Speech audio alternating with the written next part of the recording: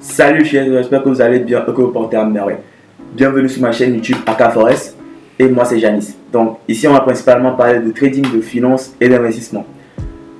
Donc pour ne rater aucune de mes vidéos, n'hésitez pas à vous abonner, à activer la cloche de notification et à laisser un petit pouce bleu pour m'encourager. Donc aujourd'hui qu'est-ce qu'on va faire? Je vais partager ma méthode d'analyse technique.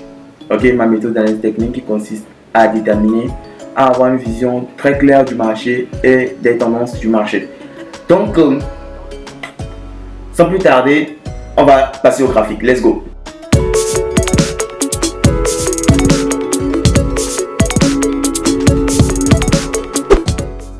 Donc, qu'est-ce que je fais en premier? Le premier abord, je détermine les tendances du marché. Visuellement, on sait qu'il y a trois types de tendances selon la théorie de Toro. La tendance haussière qui consiste à faire de haut de plus en plus haut et de bas de plus en plus haut, comme cela.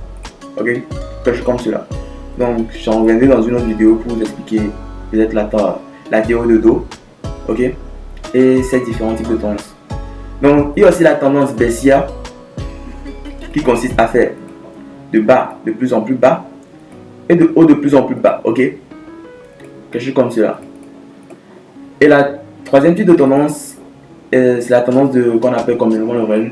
C'est que le marché évolue entre deux prix, ok? Le marché évolue entre deux prix qui ne dépassent pas. Donc le marché fait quelque chose comme ça que je vais vous illustrer. Donc le marché évolue entre deux prix qui ne dépassent pas, quelque chose comme ça. Donc le marché évolue entre deux prix qui ne dépassent pas et le marché reste entre ces deux prix.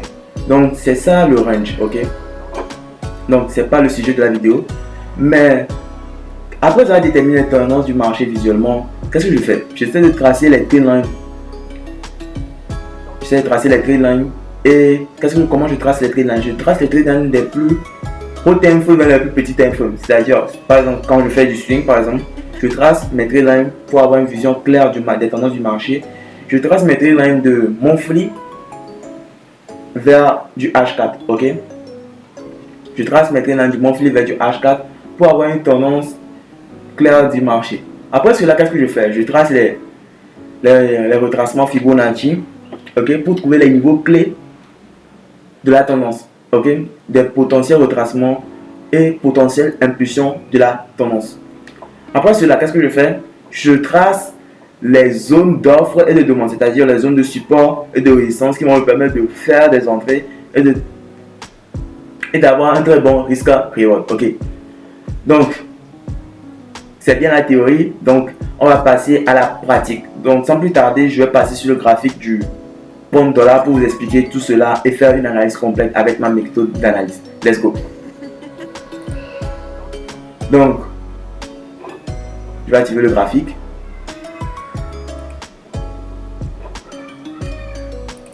Donc, me voilà sur du pound dollar, le pound, c'est-à-dire le GBP/USD, et on va appliquer ma méthode clairement et on va voir ce que ça donne. Donc, qu'est-ce que l'on fait d'abord? On détermine d'abord visuellement les tendances du marché. Là, on voit clairement qu'on est dans une tendance baissière, ok? On voit clairement qu'on est dans une tendance baissière parce qu'on fait des hauts de plus en plus bas, ok, des hauts de plus en plus bas et des bas de plus en plus bas. Clairement, on est dans une tendance baissière et on va trader dans cette tendance baissière, ok. Donc ça, c'est ma méthode d'analyse technique. Et après, je vais voir s'il y a des raisons fondamentales. Je prends des trades selon la tendance, ok.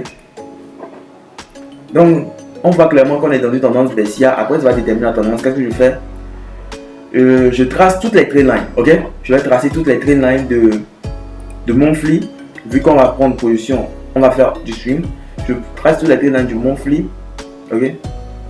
Du monthly vers, on va tracer clairement ces tendances, ces trendlines, les lignes de tendance pour voir ce que ça donne.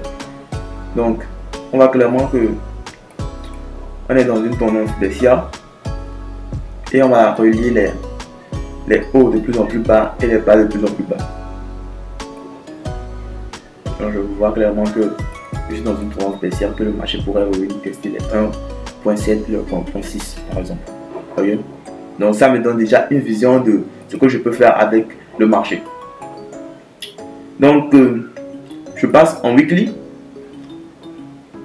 Ici clairement on ne peut pas vraiment tracer une ligne de tendance claire et bien propre. Donc on va passer. Bon, on peut tracer cette ligne de tendance, cette figure de continuation. Ok, on va tracer cette figure de continuation. On peut tracer cette figure de continuation. Ok, donc ça me donne clairement que le marché va partir vraiment son impulsion. Ça va continuer, l'impulsion à la baisse va continuer. Ok, il y aura plus de force à la baisse qu'à la hausse. Donc c'est clair. Bon, je passe en daily pour tracer les lignes de tendance du time frame daily. Ok, donc je vais tracer ces lignes de tendance clairement. Et vous voyez qu'on est plus baissier, surtout les time frame.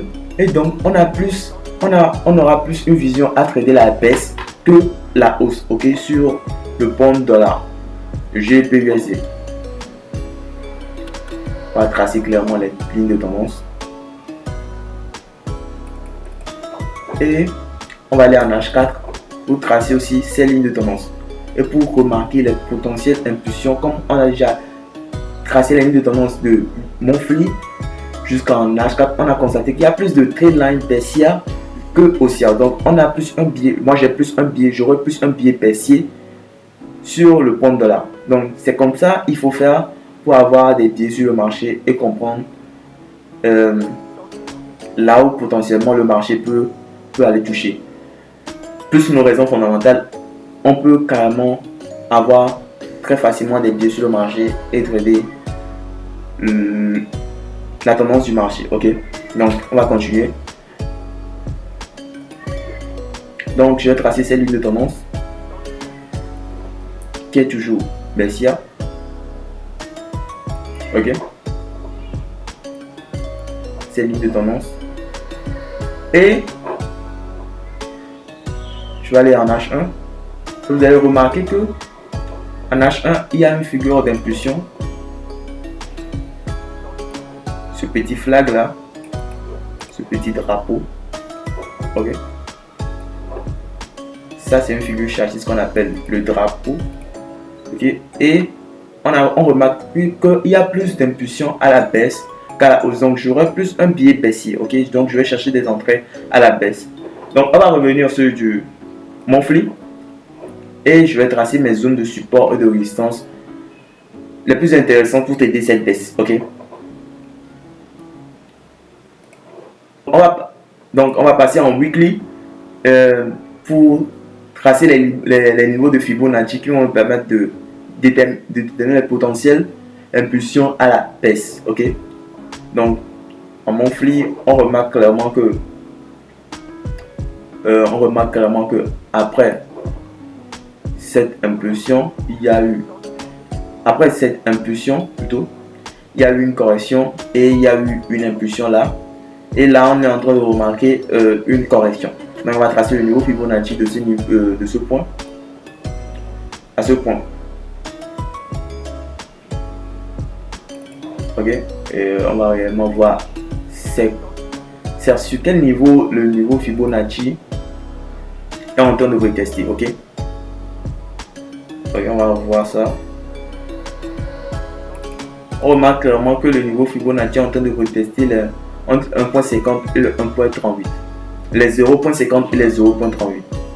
donc il y a plus de potentiel d'aller trader toujours la baisse, donc d'avoir un biais baissier sur le pound dollar.